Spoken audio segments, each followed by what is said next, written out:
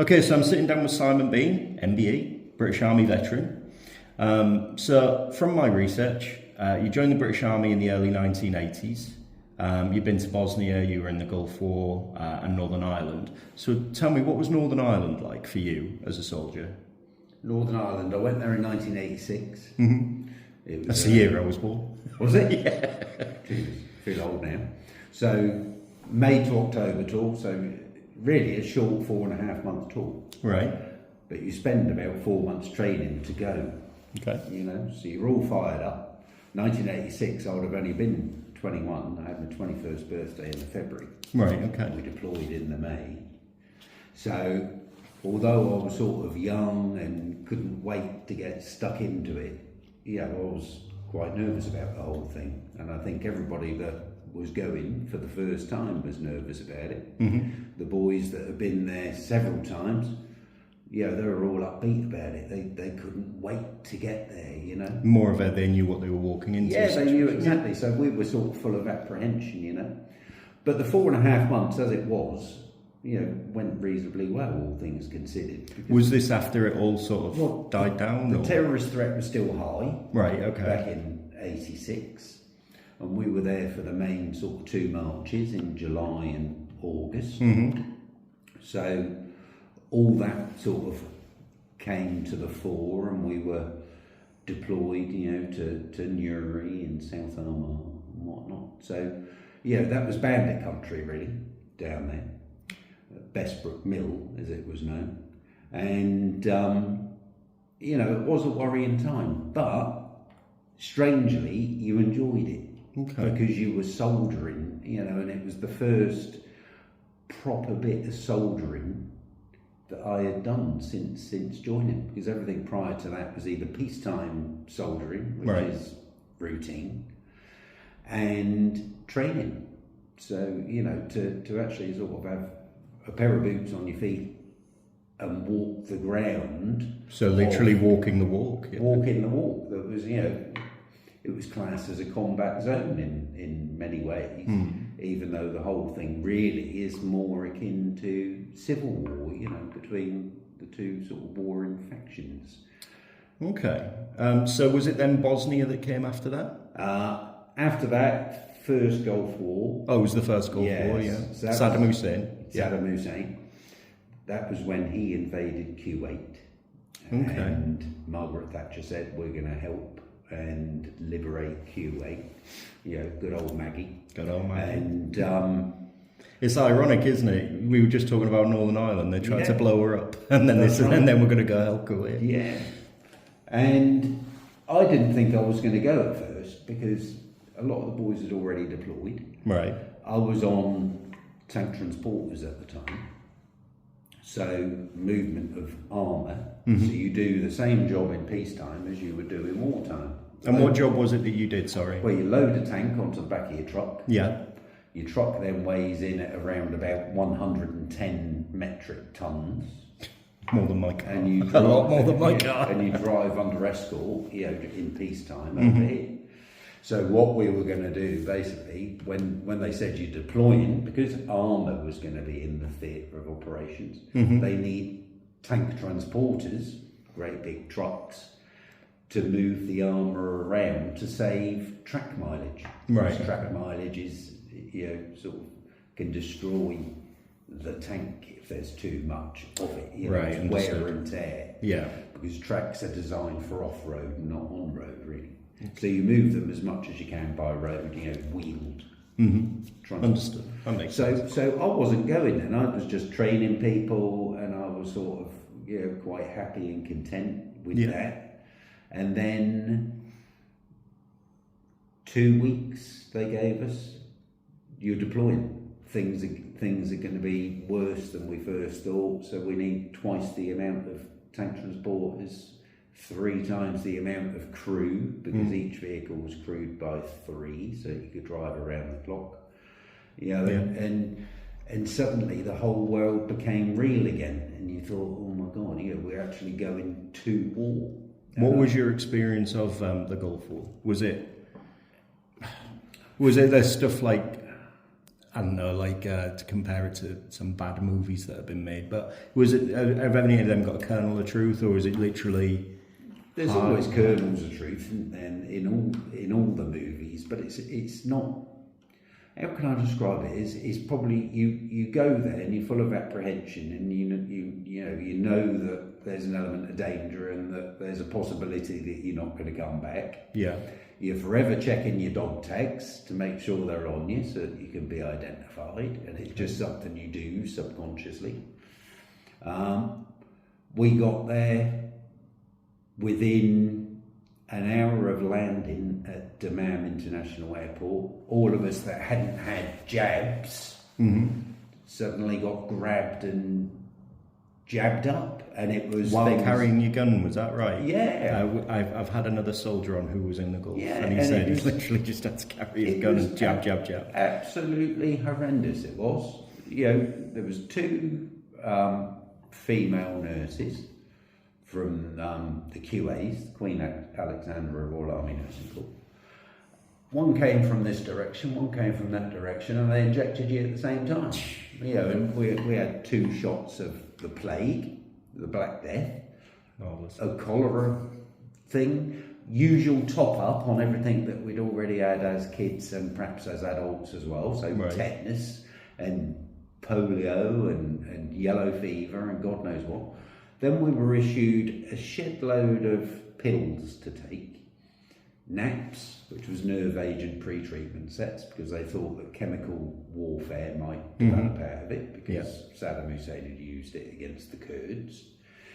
So we're swallowing one of those every 8 hours. Then we had BATs, which was biological agent treatment sets, and we had to take one of those every 8 hours. Then we had malaria tablets, and we had to take one of those every 8 hours. And so suddenly you had all these drugs pushed into you. And for 2 weeks you walked around like the first 2 weeks, which was the supposed acclimatisation period, you walked around like a zombie. You couldn't move your arms because they'd gone all stiff. You didn't know what day of the week it was because you were popping all these different pills. There was people getting depressed because the malaria tablets made you depressed. And so it went on, and I think it was about 2 months, maybe 3 months into that theatre of operations, they said, right, everybody stop taking the pills, because they realised that they were actually having an adverse effect on not people's mental health so much, but it was their operational capability, because you were drowsy, you were feeling ill, some people had bad side effects, other people didn't have bad side effects. I knew that my mood was starting to reduce and I was becoming a little bit depressed. So I just stopped taking stuff before they even said stop taking it. I just pretended that I was taking it. So, as did a lot of other people. But once all that was through and you realised then that things were hotting up, you'd done loads more training out there in the desert, you transported tanks all over sort of Saudi Arabia, and you were lined up at a thing called the berm, which was the start line, if you like, for the ground offensive. Right. The Air Force had already been bombing targets in Iraq for a number of weeks, so we were just going to literally go and finish them off. And I was a section commander, so I had this overwhelming feeling of responsibility. Because I thought, I've got to get everything 100% right. People are briefing me, I have to brief the men and make sure that I don't miss anything out. Over-brief them if need be, because this is going to get, this is extremely real. And the word was given and we moved out. Basically just before first light, the Royal Engineers breached the berm, which was a big sand bank, basically. Right. A defence that was built by Saddam Hussein's forces. And we drove through, following the armour. Okay. But we had spare armour on the trailers so that if one was taken out, we could quickly swap it round. Okay. So, you know, and it was quite, you know, it was eerie because it was the middle of the night, for all intents and purposes. You know, extremely dark in the desert. You've got no lights. You're following the vehicle in front, which has only got convoy light, which is a tiny white light shining on the surface of the sand, and that light is located on the differential of the truck. So it's literally just a faint dot that you're following. Following a dot. And we're driving through basically a minefield that had just been cleared by the Royal Engineers using something called a giant Viper. It gives you a narrow corridor, but it doesn't take much to wander off. And you know, we wander off, and we went over an anti-personnel mine and blew a tyre out. So we're changing a wheel, and we hadn't even really got anywhere yet. No. So you know, it was all. It was a bit harrowing, you know, and you know, everyone was sort of, I guess, on edge because nobody had been to proper war before. You know? Right. Northern Ireland was one thing, but this was something completely different. Other end of the spectrum, would you say? Yeah, I would say so. Yeah. So how did that then differ to Bosnia? Bosnia, I hated Bosnia, and Right. I don't know anybody that liked Bosnia, to be honest, because I don't think anyone's really a fan of war no, or conflict. No, you're right. You know, like you become attuned sort of to war, and you become used to it to a degree, and you can operate within it. And I found that by the time I'd got to Bosnia, I could sort of operate in an operational setting without sort of thinking about it too much, and I wouldn't worry so much anymore. I'd worry about the people around me, Yeah. but I wouldn't sort of necessarily worry about the situation that I personally was in. Right. So it was all about, again, just keeping all your young boys, young girls 100% up to date with what's going on. You'd send them out on their duties early in the morning, and I'd still be there at the gate waiting for them all to come back in the evening, you know, and just... Like a father figure to the young ones? Yeah, pretty much. Count them out, count them in, Yeah. and make sure that you brief them on every single thing, you know, because it was an important job, because we were in, I was 2 Close Support Regiment at that time, and so we were delivering all the combat supplies, so fuel, water, rations, ammunition, spare clothing, any other stuff, kit that people had requested that they needed at the outlying stations, and we would take it there, you know. And when you're sort of driving through what is a war zone and you're carrying 20,000 litres of flammable liquid, you know, on the back of your truck, it sort of, it focuses the mind. I bet it does. Put it that way. It does focus the mind, you know. So you know, you're relying on, everybody's relying on everybody. You're relying on the man to your left and the man to your right, you know, and you're hoping that all the different units that are in that area at the time are working in perfect coordination with one another, so that, you know, warnings can be given, positions of possible enemy can be given, etc. You know? Okay. So yeah. So from the, I mean, we've touched on these particular 3. What was the impact on your mental health, and how would you say that it shaped you as a man, as a civilian man, and influenced your view on the world now? Because not everyone has had these experiences you've had. That's true. Like, I can remember coming back from the first Gulf War and absolutely elated. We'd lost a couple of people out there from our unit, sadly died, and that was sort of weighing heavy, but we were back, so we were sort of on a bit of a high. We came back in dribs and drabs.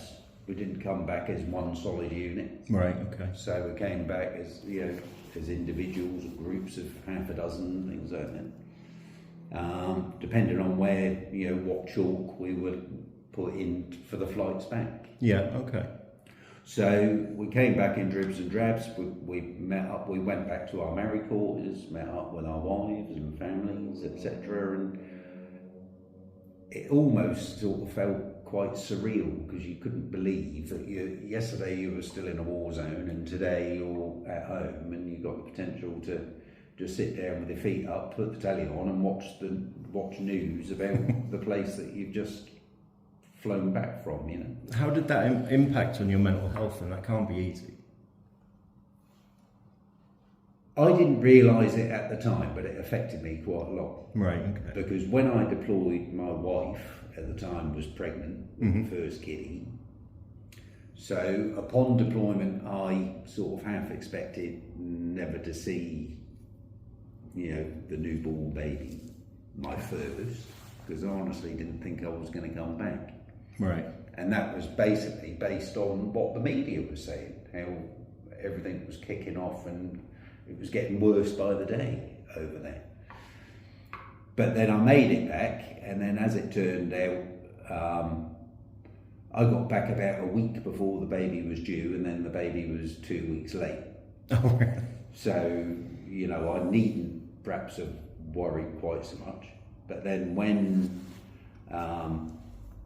my wife at the time went into labour, I was there for about 12 hours by her bedside and nothing was occurring apart from lots of pain on her side. Mm-hmm. And then the doctors and the nurses suddenly zoomed in and wheeled her out and said to me, "You stay there." And it suddenly became sort of critical. There was a problem. And then I was sort of pacing up and down, panicking, to be honest, thinking this is it. I've lost my unborn child and I've lost my wife, and all within 3 weeks of coming back from the desert. And then a nurse turned up, or a midwife, and she said, nothing to worry about, you know, your wife's fine, although extremely tired, and you've got a bouncing baby girl of 9 pounds 2 ounces. Nice. And that was the issue, so big, Fenella couldn't squeeze her out, so it ended up an emergency C-section. And they said we had to do it the way that we did it because you would have lost them both potentially. No. And that really freaked me out, to be perfectly honest with you. I was really, really distraught. And then I was chatting to my brother within hours of that, and he knew something was wrong. Mm-hmm. And for years he kept saying to me, he said, you've changed. There's something not quite right with Ian. And I said, I'm fine. I said, I haven't changed. I said, I've just, you know, I'm a bit more travelled than I perhaps was when I left home at the end of 83. Yeah. But he detected something was wrong. One of my sisters detected something was wrong, and I was in denial. Right. And then by the time I came back from Bosnia, of course, it was a lot worse. So, and then when I came back from the second Gulf War, which was 2004, I went out there until 2005. Yeah. And then I flew back on the 15th of April. And on the 16th of April, I started 7 months gardening leave. So I had no decompression time, No. so to speak, around soldiers. Yeah. It was literally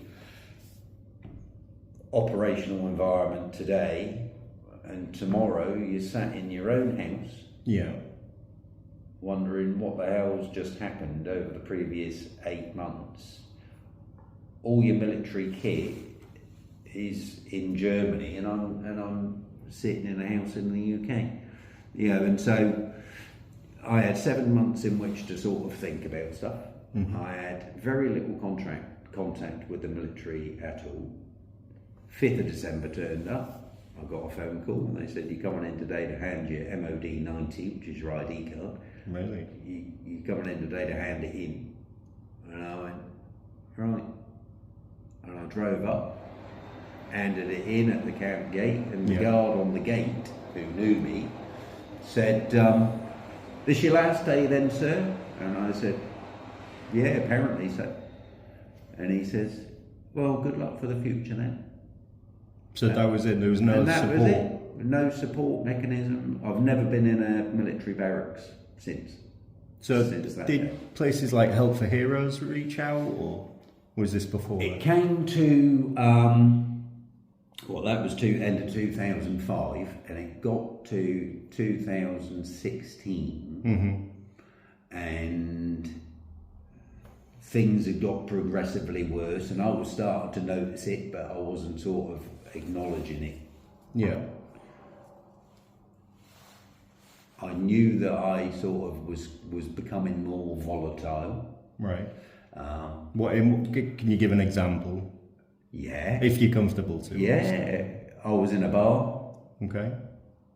Sat drinking with my girlfriend at the time, and there was a guy that was going around the bar annoying all the women, and mind sweeping the drinks, stealing the drinks off their tables and necking them and all the rest of it. And nobody seemed to be doing anything about it. And I thought, well, I'm going to have to do something about it in a minute. And next thing you know, he came up to Jane, who was my girlfriend, and stole her pint and necked it.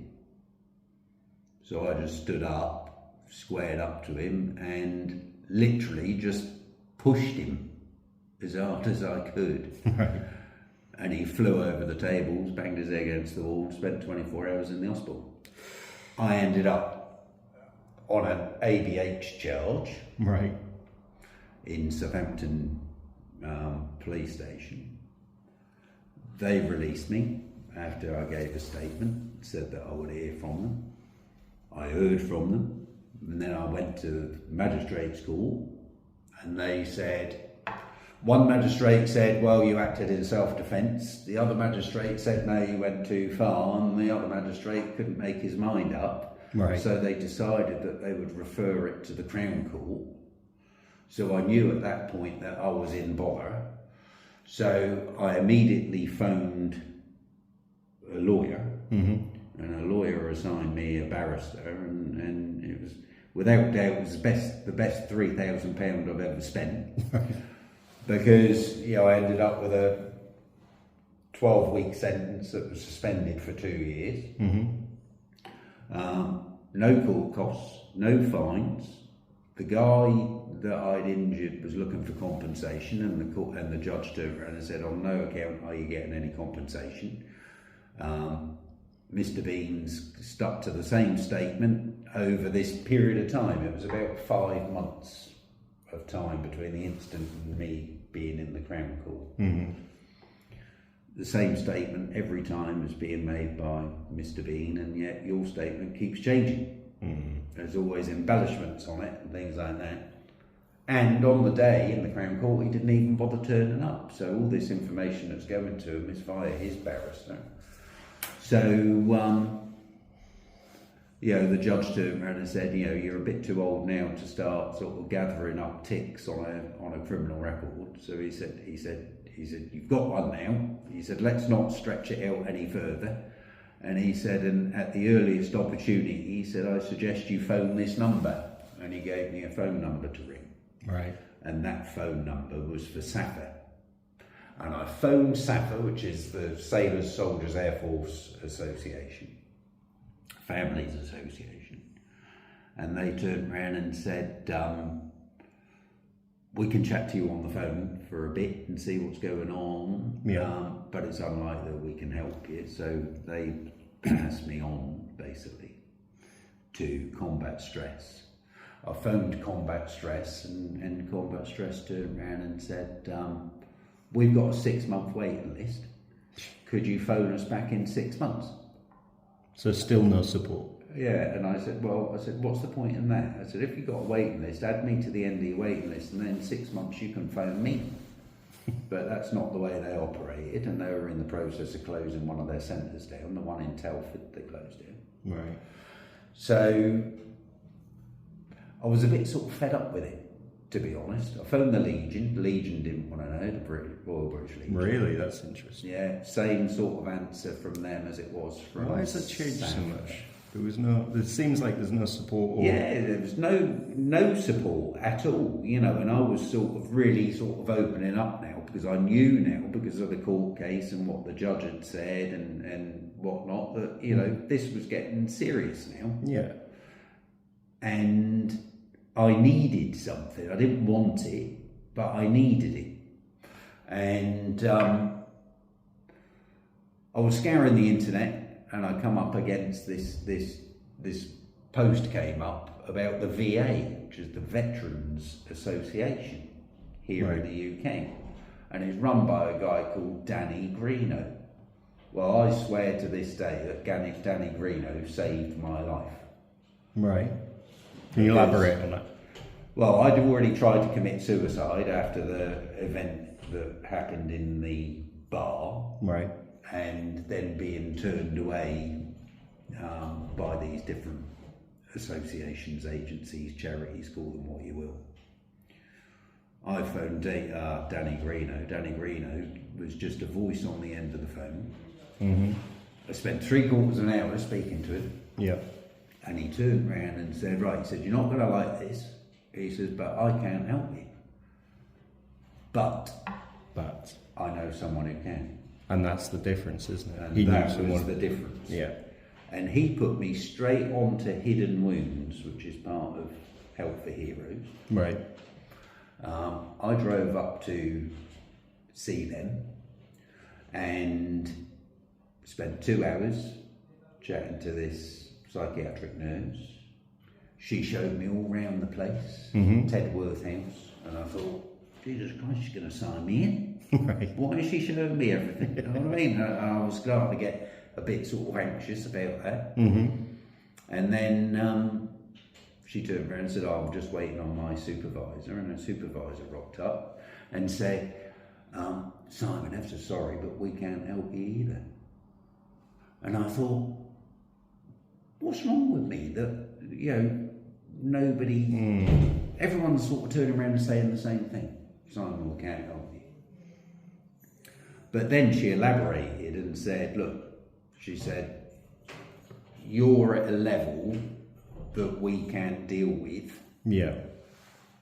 So we've assigned you straight away to the NHS, which is the South Central Veterans Service, which was based in Reading. Now I live in Southampton, so Reading's a bit over an hour drive. Yeah. A doctor from there, Katie Wolf, she phoned me up and said, I've been given your name, you've been assigned to me. I want to meet you in Southampton on neutral ground. Just to meet you. So, met her at the doctor's surgery, my GP. And I hadn't been to that GP surgery since I was 18. Right. So even that was alien territory to me. So I rocks up, she's already sort of arrived early and she's prepping stuff. And I'm chatting to her and she came across really, really well. And she wasn't intimidating. She was sort of already putting me at ease in lots of ways. A couple of hours into the conversation, she said, right, that's it. She said, I'll send you a letter and that will detail your first appointment. And she said, have you got any questions for me? And I said, well, yeah. I said, I've been on this merry-go-round now for months. And I said, and everybody says, can't help me, can't help me, can't help me. And I said, and I was close to giving up, to be fair. I said, until I spoke to Danny Greeno at the Veterans Association. And that's when the wheels really started to turn. Yeah. And Danny was chasing people all the way, to make sure that I was getting seen. Yeah. So, and she turned around and she said that PTSD, complex PTSD, which she said most soldiers tend to suffer from if they've experienced combat or some other sort of traumatic event. Yeah. Fall into one of 5 levels. And she said level 1 45-minute chat with somebody like Danny Greeno would put it to bed. Yeah.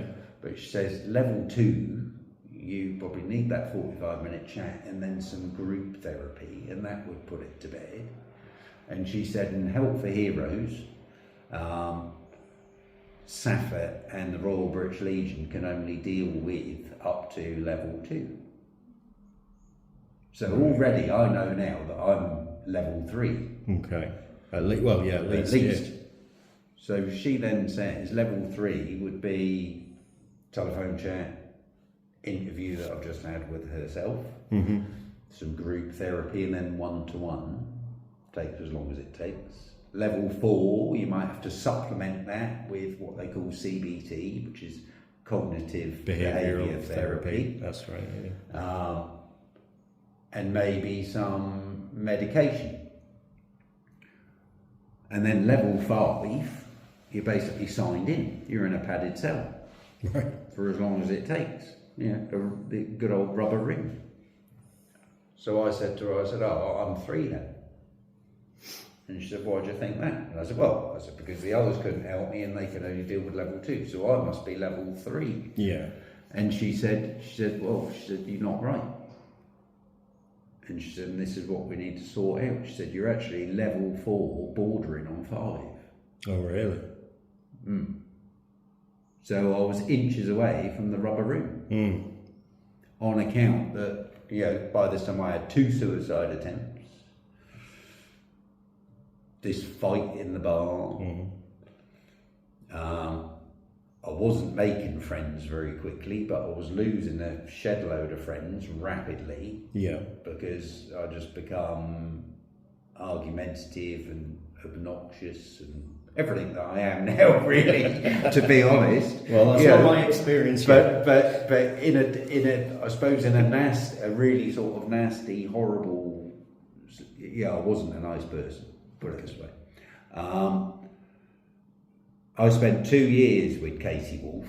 Yeah. I did the group therapy, which broke my heart because they started off 6 and then it ended up I was the only one there because the other 5 had either been sectioned or they just decided not to come again. Oh, really? So they just left the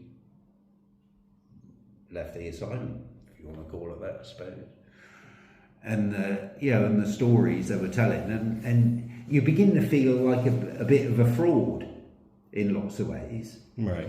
Because there's some people there, that are going through CPTSD, and they've got limbs missing, right, eyes missing, and visible injuries, physical injuries. And because yours was PTSD, is that because mine was PTSD caused through sort of experience and mental trauma, in addition to, I was blown up a couple of times, but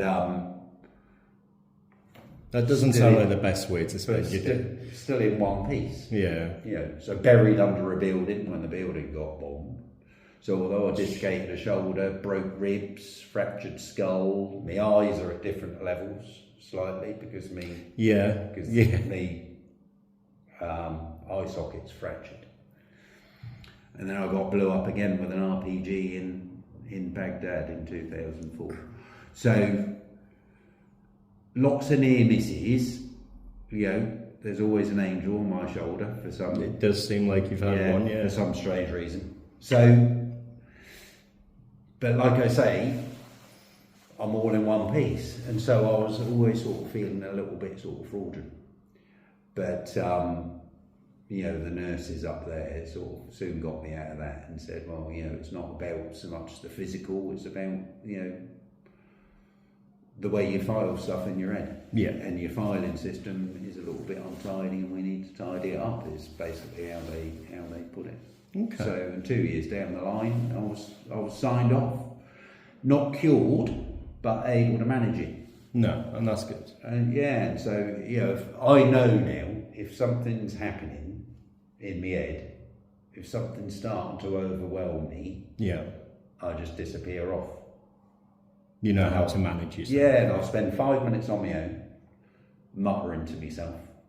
and then I can join the fray again, you know. And I do that often, even out on the streets in the street movement. I do that, you know. And people have sort of got used to it. Oh, Si's disappeared off.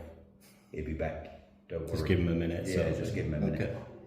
So I want to ask, because obviously you've seen combat, you've been in combat situations, and we've got a few on at the moment. So I'll start with the obvious one, or the top of my list one.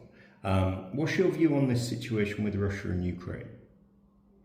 Russia and Ukraine, I don't understand why we're involved at all, to be fair. What makes you say that, just for? Russia was always the enemy, always seen as being the enemy during the Cold War.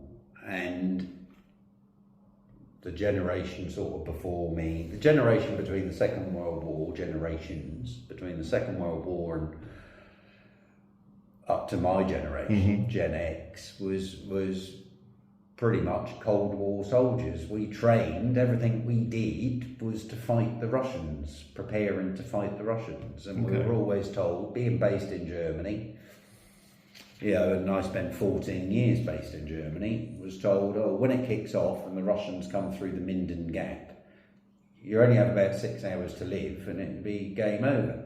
And I used to think to myself, oh, what's the point in doing all this training if we've only got 6 hours to live at any rate, you know, because they're such a terrifying force and with huge... It's not an easy thought to contend with. And it's not an easy thought to contend with, but everyone sort of just lived with it.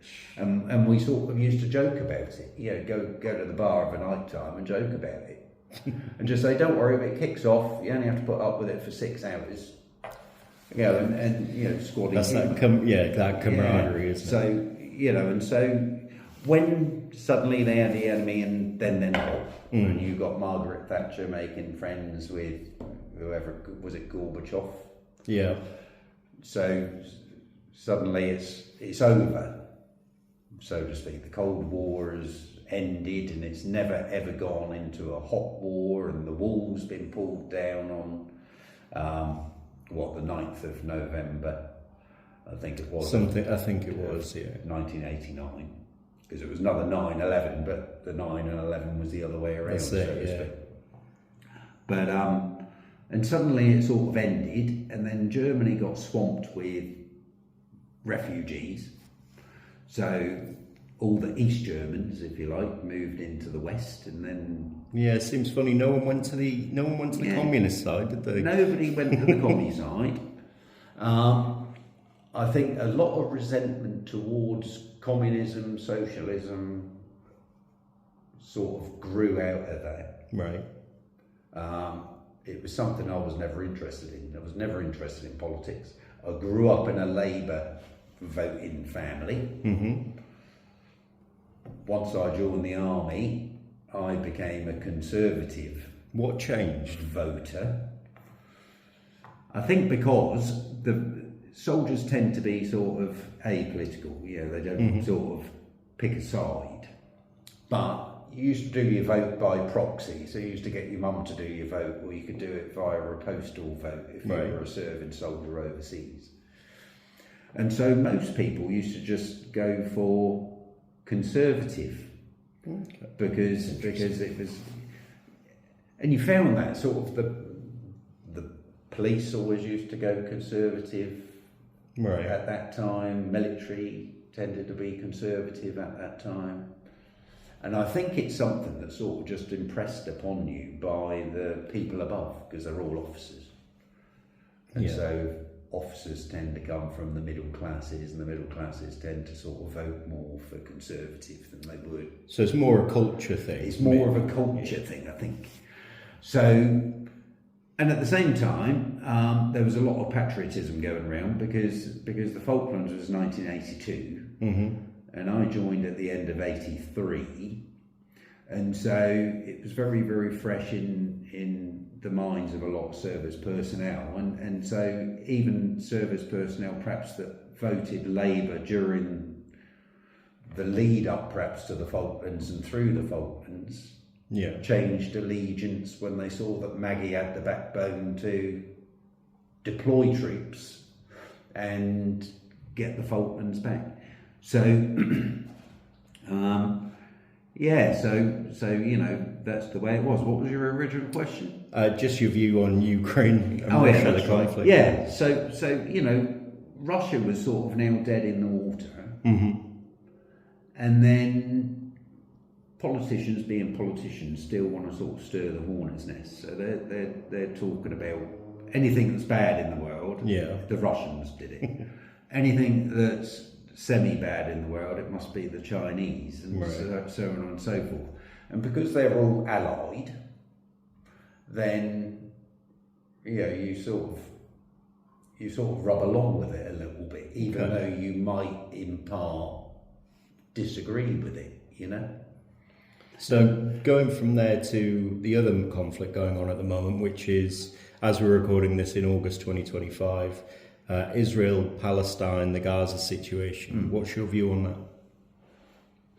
This conflict has been going on for at least 2,000 years, hasn't it? There is that. And it's something that I've never ever really taken an interest in the Israel-Palestine wars, even though when you're doing your military history as part of your promotional courses in the army, and you're learning maths and you're learning English and you're doing military history and all that sort of stuff. You know, things like the 6-Day War are all taught and things like that. And you learn, of course, World War II history and how the Jews were persecuted along with the gypsies and the mentally handicapped and the physically handicapped and all this sort of stuff. So you sort of tend to naturally side, I guess, with Israel and the Jews. Okay. And for them to have their own self-determination, which was, talked about when Israel was formed, which was 1948, I think it was. Balfour Declaration, wasn't it? Yeah. And then Palestine, of course, which is sort of, Israel was sort of stuck in the middle of, I suppose, what was Palestine. So you end up with the Gaza Strip on one side and the West Bank on the other side. And I've never quite understood it, why it was designed in such a way that Israel's enemies would be flanking them on two sides, and then they'd have another enemy country up there and an enemy country below. Yeah, and so they've sort of put themselves. Geography has put them in a precarious sort of position, so to speak. No. And so I've never sort of managed to get my head around it. I think it's very complex. And like you say, it's been going on for 2,000 years. I was, like most, totally disgusted with what happened on October the 7th. Yeah. Was the fight back proportionate? I think it was. But it's dragged on a bit too long, I think, now. And, innocent people get killed in war. Simple as that. But it doesn't make it right. So I think it's probably dragged on a little bit too long. And I don't think the Western nations, particularly the US under Biden and the UK, especially under Starmer, has assisted, because they tend to be siding more with Palestine, even though Starmer's married to a Jew and he's also proclaimed himself to have been born as a Jew. I didn't see that bit. Yeah, I've got that video tucked away. So he's, I don't think he knows what side of the fence he wants to be on. He jumps off every now and again and then hops back on the fence. Okay, so bringing it to the political side of things, as we're on the Starmer topic. You were associated with UKIP for a while. Did you vote in Brexit? Yeah, I voted for Brexit. And you voted to leave? Yeah, I voted to leave. What was that based on for you? Immigration was the main thing for me.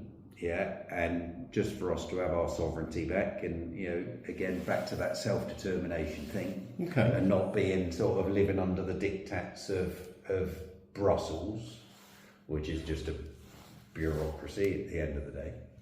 And I joined UKIP in 2015, and I thought, if we can get out, then we'll get out. I'll vote out. Didn't expect to win, but we won. Do you think we got? Oh, I say we. Do you think people who voted to leave got what they voted for? No, definitely not. No. No. Even though, so on paper we've officially left. On paper, we've officially left, but Okay. we're tied into so many other little bits of policy and regulation, and nobody has bothered their arse to get us out of that legislation. And now, of course, Starmer's in, and he's itching to more or less turn the table and put us straight back in there. Why do you think that is? Well, In your opinion, there's no right or wrong for an opinion, is there? no, he's keen. He's more keen on Davos than he is Westminster. That's the World Economic Forum, isn't it? Yeah, and that's of his own admission. Yeah, I think when he was at. There was no thought. It was an instant yes. Yeah. I have seen that video since. Yeah. The EU is very tightly connected to Davos and the World Economic Forum and the way they operate.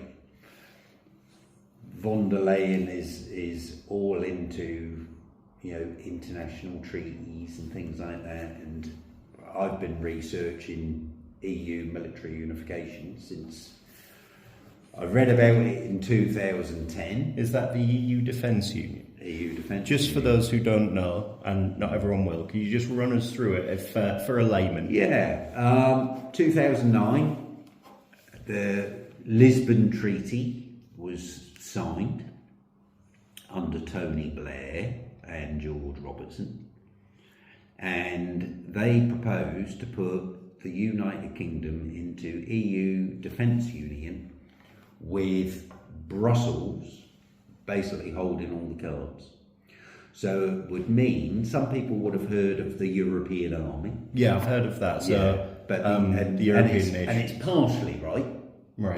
but it's more than an army. It's everything from army, naval assets, air assets. Isn't that just another NATO then? Nukes to boots, basically everything from nukes to boots. Nukes to boots, that's a good one. It means that you're open to something called CARD, which is Coordinated Annual Review on Defence, which means that the defence forces of all the people that are within the EU Defence Union, which would be all the EU member states plus the UK, and bearing in mind we were part of the EU at that time, so it was definite, game on. Yeah. Okay. They would be open to that review, but that review would be carried out and coordinated by Brussels. So again, you're under that diktat of Brussels saying what boots you should wear, what colour your uniform should be, what kind of tank you should use, what calibre of round should be in your rifle, and that every country within the EU Defence Union will carry the same rifle for sense of balance. But it also means that you'd be paying into the EU Defence Fund on top of the money that you're already paying into NATO, so you'd be paying Double bubble. Yeah. lots of mungies into defence. If suddenly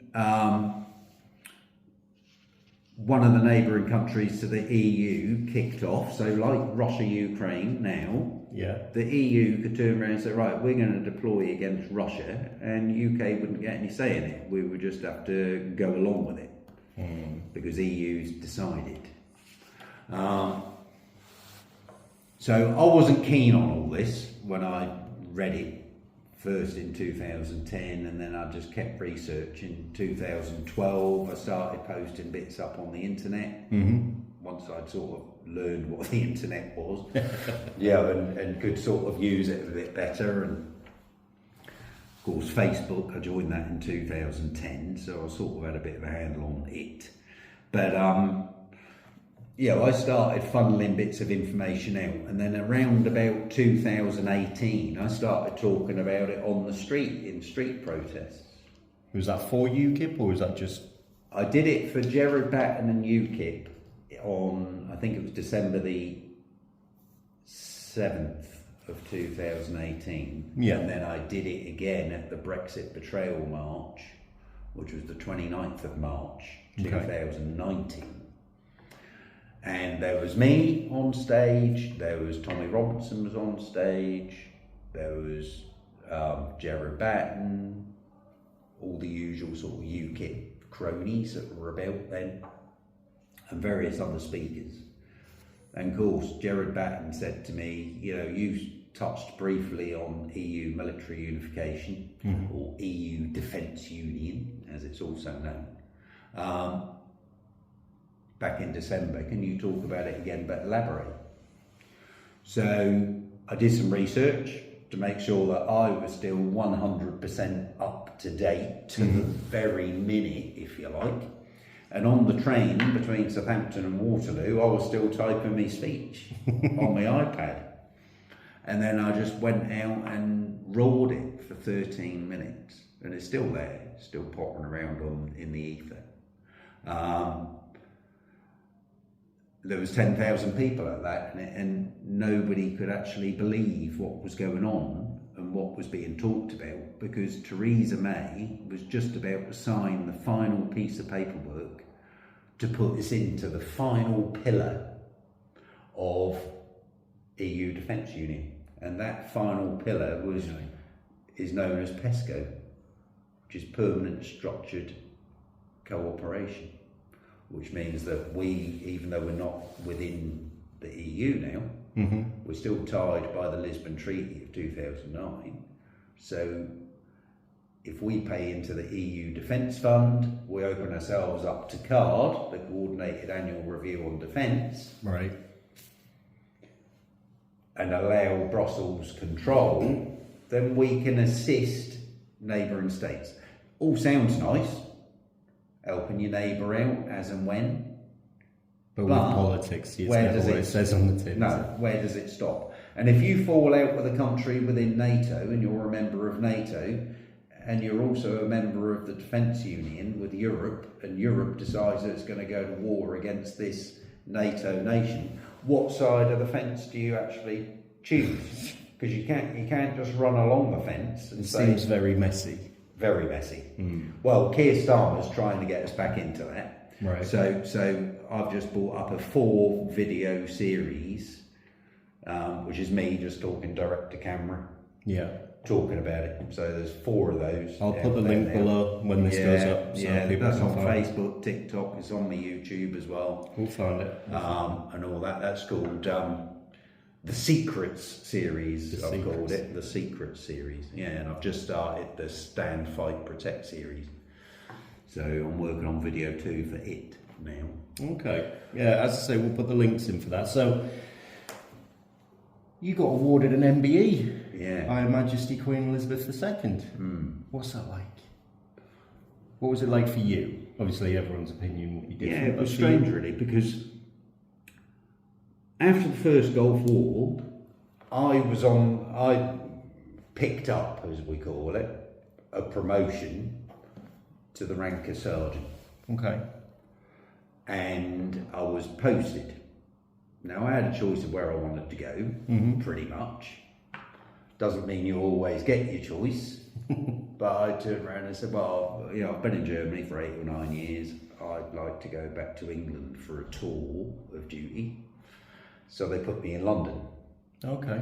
And they put me in charge of the Queen's baggage train, as it would have been known back in the sort of 1800s.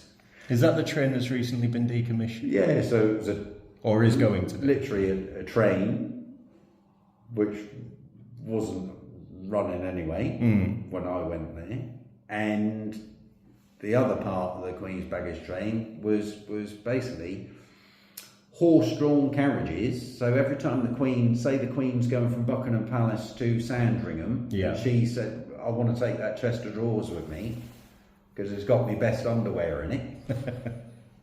The Queen's baggage train would load that onto this wagon, and that horse and wagon would trot down to Sandringham. Oh, right. Well, of course, things have evolved. So by the time I got there, it was all done in black transit vans with a crown plate on on the top. Right, okay. So you had freedom of movement throughout the entire country. So I ran that for about 12 months. And then I was asked, would I be prepared to get reposted within London and go to Horse Guards, which was headquarters London District and headquarters of the Household Division. Now that was to take over a job called the Ceremonial Transport Coordinator. Right, okay. So it means now that my boss, I would leave 20 Squadron behind and the Queen's baggage train. I would have nothing to do with that anymore. But I would now fall under command of the General Officer commanding the Household Division and headquarters London District, because he was double-hatted. And my immediate boss in the chain of command would be Staff Officer Class 2, a Major, and Staff Officer Class 1, a full Colonel, who was the Commander Transport and Movements. So that was my sort of chain of command, was Major to Colonel to a Major General. Right. And my job, certainly for the next 3 years, meant that I would be in liaison with all the security services, the Royal Mews, right, the Household Division themselves, the Garrison Sergeant Major, who was Perry Mason at the time, very tall, very intimidating man, right? Very frightening man. And you would talk ceremonial. So every time something like Troop in the Colour came on, and you've got the Household Division, Troop in the Colour, there'd be 2 early morning rehearsals, or several early morning rehearsals really, and then you'd have 2 actual dress rehearsals, which is the Major General's review and the Colonel's review, then the actual Queen's birthday parade. Kept you busy. And my job was to coordinate all the road transport for that. So people would send me all the transport requests saying I need to move a dozen horses from A to B. Okay. Some horse boxes. Yeah. Right. Need to move 300 troops from A to B. Okay, I'll get you some buses. We've got all this equipment. Okay, I'll get you some Pantechnicon wagons.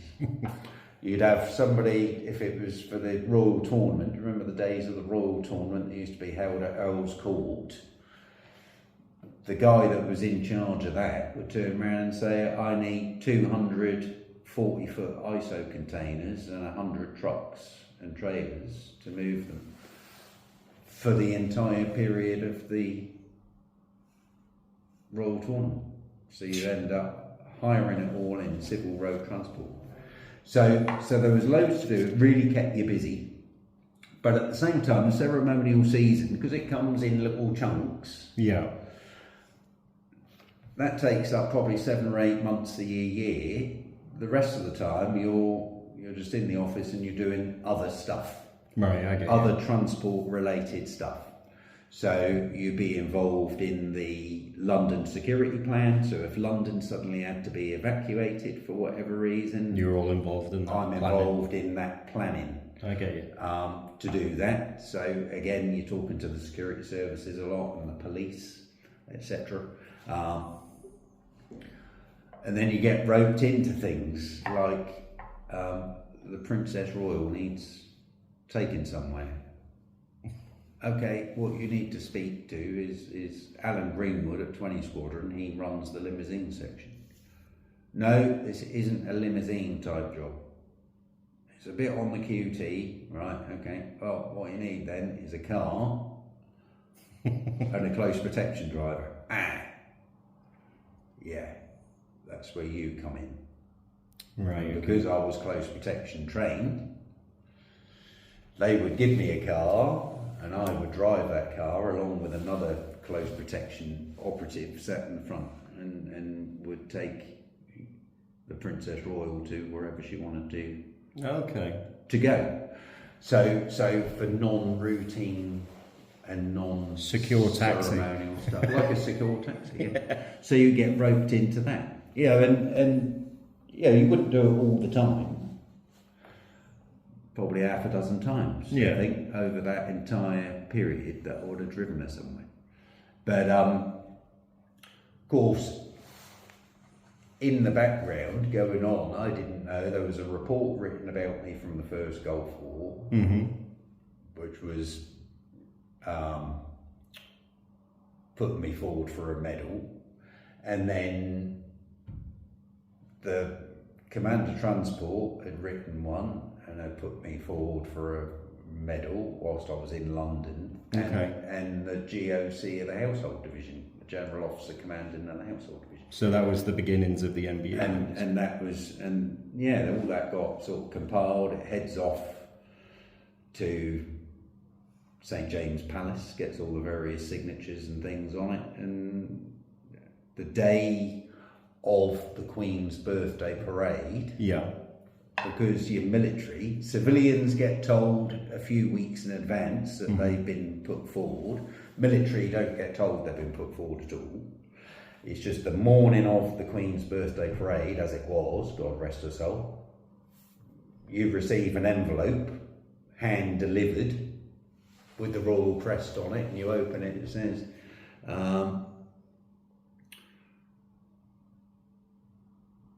from the Princess Royal, it gives a very, very great pleasure to congratulate you that you've been issued or been awarded as a member of the Most Excellent Order of the British Empire by Her Majesty the Queen. How did you feel?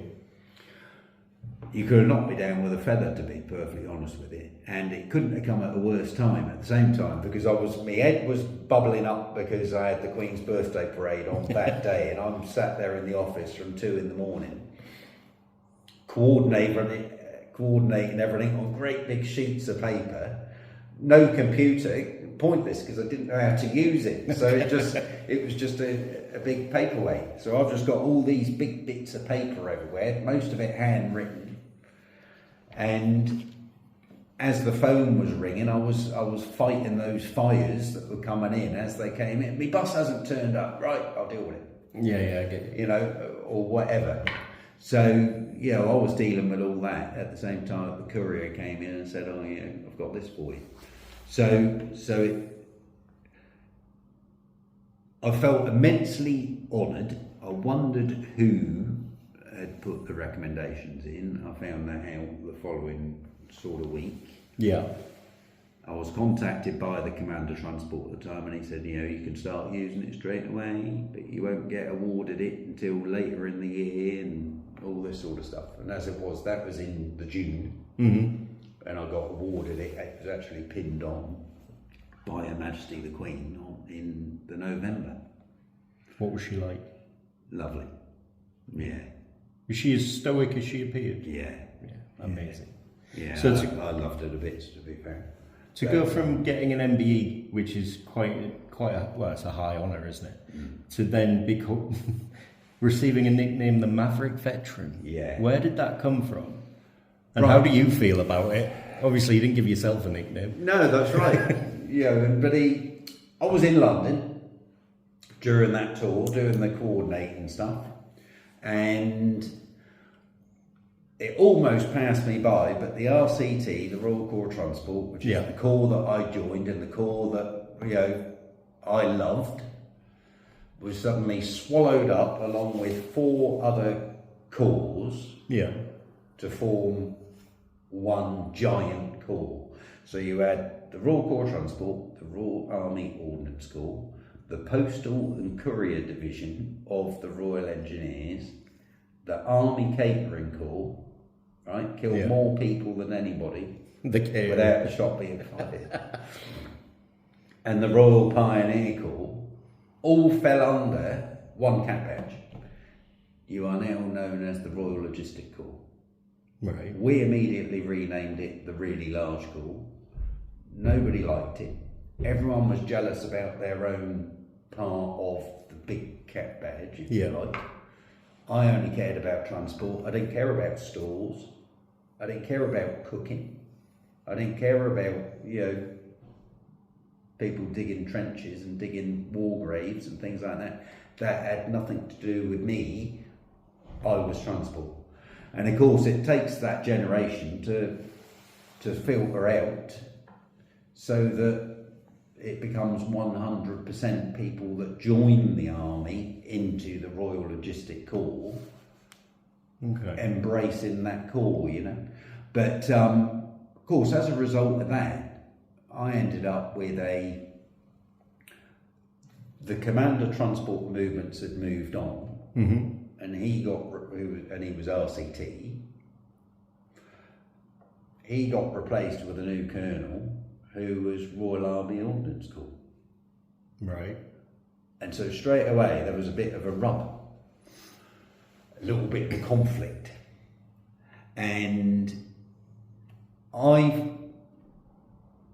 through a bit of sort of detective work and checking through past paperwork, I detected a fraud that was being committed in headquarters London District. Really? By a civil servant.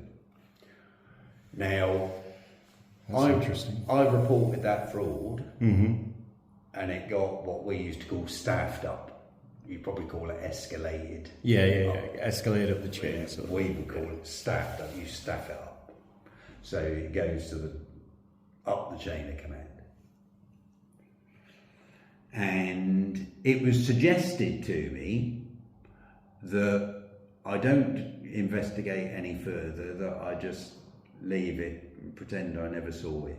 Right. And what gives me the opinion of you is you didn't do that. No, I didn't do that. That's the vibe I get from I you. didn't do that, Dean. So I sort of kicked up a bit of a fuss and said to my immediate boss, the major, and I said, this has got to be done. I said, because if it's not done now and somebody else finds it further down the line, it's going to come back and bite my ass and yours. Yeah, of course it is. And that commander's and whoever else and all this sort of stuff. So I carried on sort of doing my sort of investigating in the best way I knew, really. So I'd read a piece of paper and it said that a certain officer had this car over the weekend for a meeting, let's say in Andover. And I would go and track that officer down because he worked in the same building. And I'll go to that officer and say, that was a nice car you had over the weekend, sir, wasn't it? And he went, what? I said, that car you had, that was lovely, that car. But you felt, cock of the walk going down to Andover in that, whilst everybody else is turning up in clapped out military saloons. And he turned around and said, Sergeant, he says, I can't even drive. Oh. And I went, I could have sworn it was you. And he went, no, you got me muddled up with somebody else. And so the evidence was gathering. Well, it ended up going to court in Parliament Square. The civil servant involved was found guilty and sent to prison. Hundreds of thousands of pounds worth. They had to stop digging because it was just growing out of all proportion. Oh, really? They had to stop digging. The further they went back, the more they found. Lots of other people got implicated. They turned the tables. The defence turned the tables on me and said it was my fault, and they turned the tables on other people, other military people, and I said, I spent 8 hours giving evidence in court, in Crown Court. Yeah. With everybody listening in. And at one point, I was handed this piece of paper and he said, do you recognise that piece of paper? And I said, yeah, it's a requisition for road transport. I said, but it's not a legal requisition. And I said, because it's been filled out incorrectly. So the defence barrister turned around, the prosecution barrister, the one on my side, was quite happy with that. Okay. But the defence barrister said, why is it, what do you mean it's not legal? I said, because it's filled out in green biro pen. I said, for it to be legal, it's got to be in black or blue, preferably black. I said, it says so at the top. But the person requesting this, Right. you know him. And I looked at the name, and I recognised the name. I said, no, I don't know. He went, you do know him? And I went, no. And he went, you drink with him in the sergeant's mess? And I went, do I? And he went, you know you do. He said his first name is Peter. And I went, Peter? Is there quite a few Peters? He says, what's the surname on there? I said, Gibbons. And he went, yeah. So you know him then? And I went, no. And the judge looked at me and said, can I remind you, Sergeant? He says, you don't want to perjure yourself in court. Thank you, sir. And I said, no, I don't know. And he said, but you do know him. He sat up there in the stand. Right. And I went, oh yeah, I know him. He said, well, that's him on the paper. And I went, no, actually it's not. I said, that man up there, I said, is called Peter Gibbons. And I said, and his name's spelled Gibbins. I said, the bloke that's on this is Warrant Officer Class 2, Gibbons, spelled Gibbons. I said, that's wrong. I said, I don't know him. Thrown out. That bit of evidence thrown out, he was off the hook. But this civil servant had filled this form out in his name, saying that he was using it, when actually she was using it, and she was subletting that car then to friends, family, and all sorts of things. She had family picked up at home in Essex, taken to Gatwick in a limousine, complete with driver and drinks cabinet. They flew off, come back 3 weeks later, limousine was there, taken back home. Christ. And it was all in officers' names and things like this. So there was no way I could sweep it under the carpet. Well, something like that, I don't think you would. No, and but of course, after she was sent down and all the rest of it, I was dragged in by this new colonel, and he turned around and said, "You're maverick in your ways." He said, "You may have got away with it this time, Sergeant Bean." He says, "But," he said, "one day," he says, "you're going to meet your match." And he said, "And it will be you," he says, "in heaps of trouble." He says, "Because you're too maverick for your own good." And I thought, he's called me maverick twice, and I'm going to remember it. And so when I set up a YouTube channel, I just called it Maverick Veteran. Yeah. And that was that. That's how that sort of came about, really. Okay, so he accused... No, he didn't accuse. He gave you a forewarning that you would end up in loads of trouble. Speaking of loads of trouble, you threatened to put a knife in a guy's brain. Tell me about that. Yeah, I did. I can't deny it. Persecution and prosecution of Northern Ireland veterans, which is still going on. Something else Starmer wants to rise up from the dead. So we decided as part of the strategy in 2019, end June, to occupy Green Park. So we occupied it as veterans and civilians as well that supported the Northern Ireland veteran cause. We occupied that park, and there was 200 or 300 of us, and we were willing to stay there in little tents in one of Her Majesty the Queen's front gardens for as long as it took. Okay. To bring it to people's attention, mainly the government, to try and get them to, like a protest. To stop, like a protest, but more of a sit-in. It sort of reminded me a bit like Swampy. You remember Swampy from years ago, where he would have perched up in a tree, hoping that they wouldn't clear the tree to build a new bypass or something like that. And so we use the same sort of tactics. We thought, Okay. right, if we sit in one of the Queen's front gardens, because Green Park's classed as one of her front gardens, it's got to be noticed. Mm-hmm. And something will have to be done about it. And at the time, Boris Johnson was running around on his hustings trying to become the leader of the Conservative Party, so it was all ideal time. But at the same time that was going on, there was a bloke in New Zealand and a bloke in Greece Right. talking about the King's flag. And the King's flag is basically an Admiralty flag. And they were talking about how if everybody stands tall underneath the old original King's flag, Mm-hmm. we can take over ownership of Great Britain and the Commonwealth. Right. Because the Queen and the royal family are invalid, and the government is invalid, and all the rest of it. So it all sounded good on paper, Mm-hmm. but then comes the crux: you have to send us X amount of money so that we can coordinate everything around the world Yeah. to make this thing happen, you see.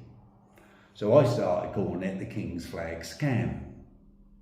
And I even made a video called the King's Flag Scam and put it up on YouTube. Right. Well, the bloke in Greece then decided that he was going to put a post up saying that they were going to send people to London, take over London, and they would hang members of the royal family from lampposts, etc.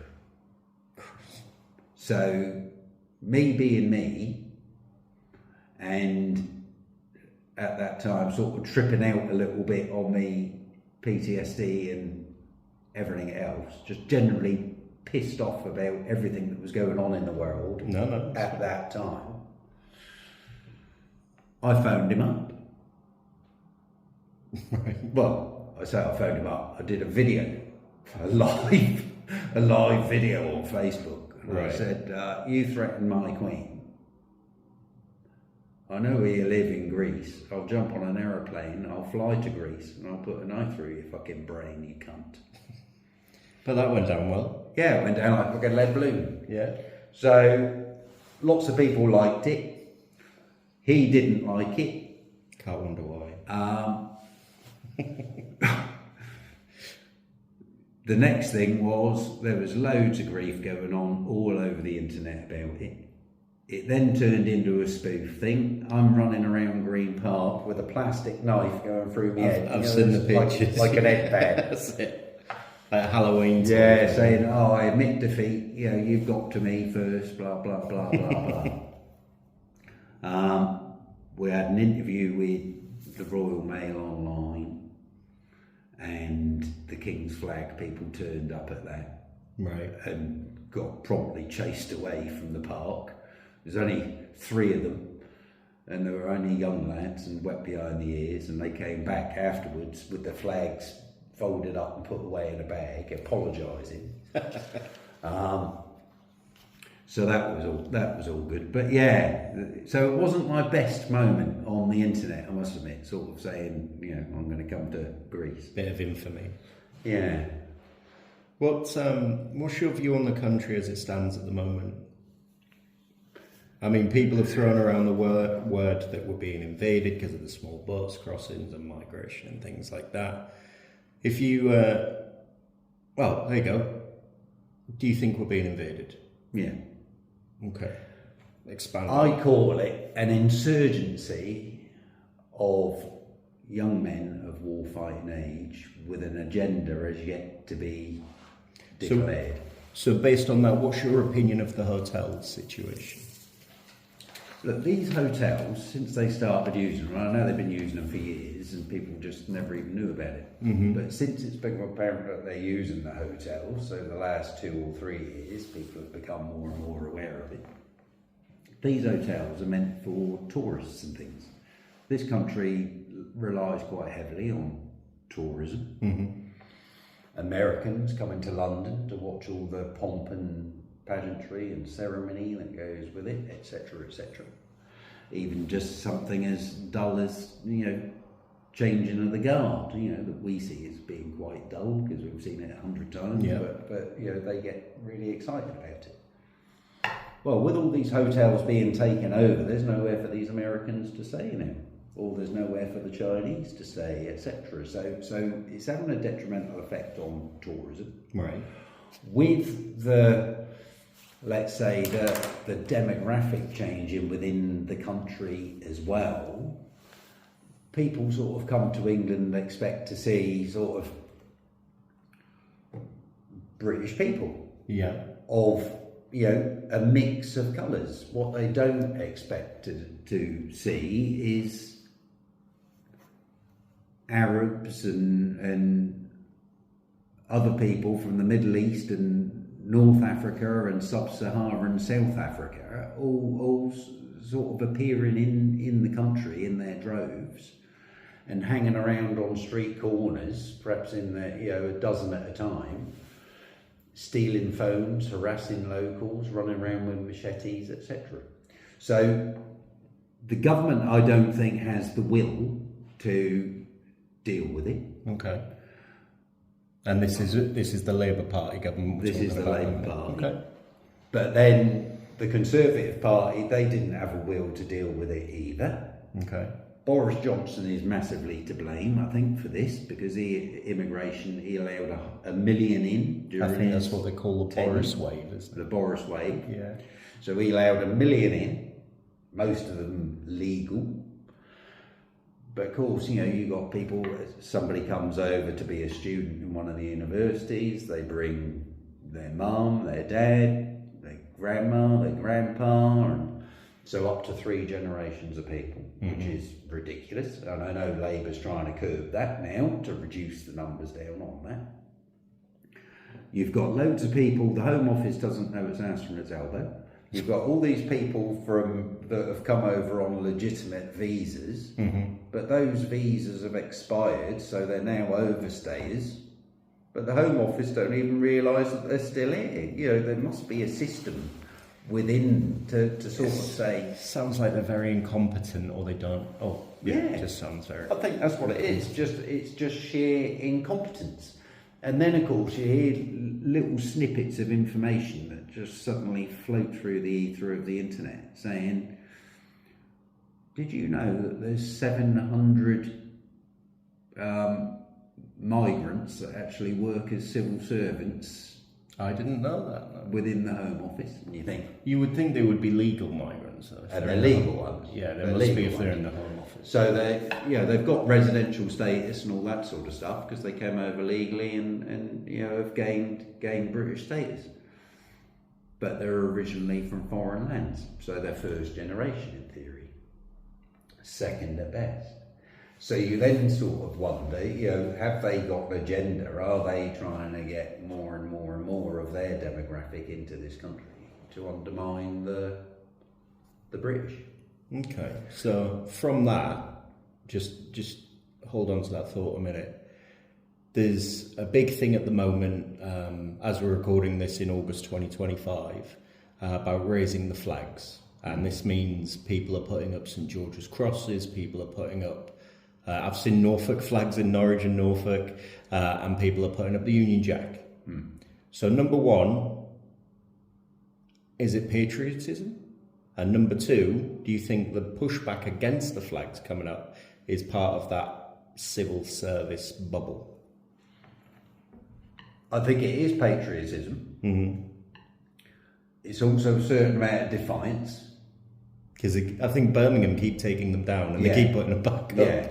So I think people have sort of finally woken up and sort of saying, if you're going to push that on us, we're going to push this flag on you. I don't understand it. I mean, if you go to France, there's a French flag. Yeah. If you go to Australia, they put up the Australian flag. I don't understand why. Maybe it's me and I'm not highly educated. But it's our national flag. Putting the English flag up in England seems normal. Like something. I think because the St George's Cross, which signifies Christianity, prior to the St George's Cross, the official England flag was a red background with a white dragon on it. Okay. But once we took on Christianity, it turned into the St George's Cross, which matches up with the same emblem that's on the knights that went and fought the Knights Templar, Crusades, the Crusades, yeah, of course, etc. So it's the same flag that we adopted. But of course, then it got adopted by the EDL when the EDL grew up out of sort of nowhere. But they're not here around. But they're not here. It's They've been around since 10 years, 15 years? Yeah, was it 2012, 13, something They've been like gone that? a long time. Long time. But because they walked around with it, there's a lot of people that automatically now associate the St George's flag with the EDL. And at the same time, you've got a huge number of people that think that the EDL is still a thing. It's not. Even though it's not. Well, I think Sadiq Khan came out and had a go about the EDL, and I remember scratching my head and thinking, it's been about 10, 15 years, it's not a thing anymore. No. Yeah, and so, but when you've got people like him pushing it, and he's got a lot of support in London, hasn't he? Well, yeah, he seems to keep getting voted in.